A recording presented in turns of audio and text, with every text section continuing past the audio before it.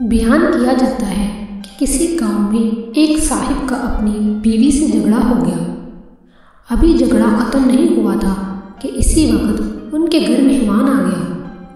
خاوند نے اسے بیٹھک میں بٹھا دیا اور بیوی سے کہا کہ فلاں رشتہ دار مہمان آیا ہے، اس کے لیے کھانا بنا لو۔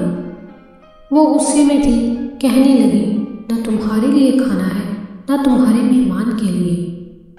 وہ بڑا پریشان ہوا کہ لڑائی تو ہماری اپنی ہے، اگر رشتہ دار کو اس بات کا پتہ چل گیا تو خواہ خاندان میں بات ہوگی اور خواری الگ سے ہوگی۔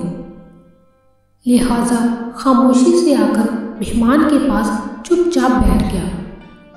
اتنے میں اسے خیال آ گیا کہ چلو بیوی اگر روٹی نہیں پکاتی تو سامنے والے ہمارے ہمسائے بہت ہی اچھے لوگ ہیں، میں انہیں ایک مہمان کا کھانا پکانے کے لیے کہہ دیتا ہوں۔ چنانچہ وہ ان کے پاس گیا اور کہنے لگا کہ بیوی کی طبیعت آج کچھ خراب ہے، لہٰذا آپ ہمارے مہمان کے لیے کھانے کا انتظام کر دیں۔ انہوں نے کہا ٹھیک ہے۔ وہ مطمئن ہو کر مہمان کے پاس آ کر بیٹھ گیا کہ مہمان کو کم از کم کھانا تو مل جائے گا جس سے میری عزت بھی بچ جائے گی۔ تھوڑی دیر کے بعد مہمان نے کہا کہ ذرا ٹھنڈا پانی تو لا دیجیے۔ وہ اٹھا کہ گھڑے کا ٹھنڈا پانی لاتا ہوں۔ اندر گیا تو دیکھا کہ بیوی تو زاروں قطار ہو رہی ہے۔ وہ بڑا حیران ہوا اور کہنے لگا کیا بات ہے؟ اس نے پہلے سے بھی زیادہ رونا شروع کر دیا۔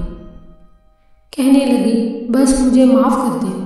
اس کے خاوند نے کہا کہ بتاؤ تو صحیح، آخر تمہارے رونے کی وجہ کیا ہے؟ تم ایسے کیوں رو رہی ہو؟ بیوی نے کہا کہ پہلے مجھے معاف کر دے، پھر میں آپ کو اپنی بات سناؤں گی۔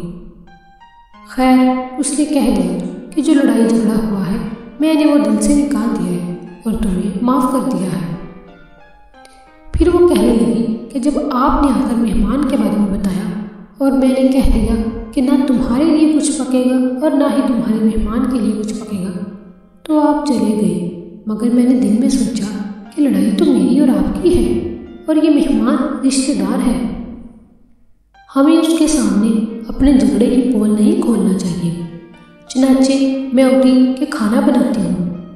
جب میں باورچی خانے میں گئی تو میں نے دیکھا کہ جس بوری میں ہمارا آٹا پڑا ہوتا ہے ایک سفید لباس شخص اس بوری میں سے آٹا نکال رہا ہے۔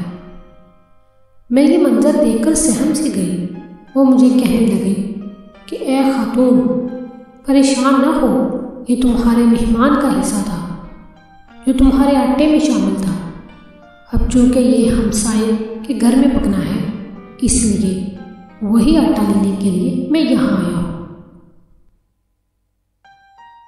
اس واقعے سے ثابت ہوتا ہے کہ مہمان بعد میں آتا ہے جبکہ اللہ تعالیٰ اس کا رزق پہلے بھیج دیتا ہے۔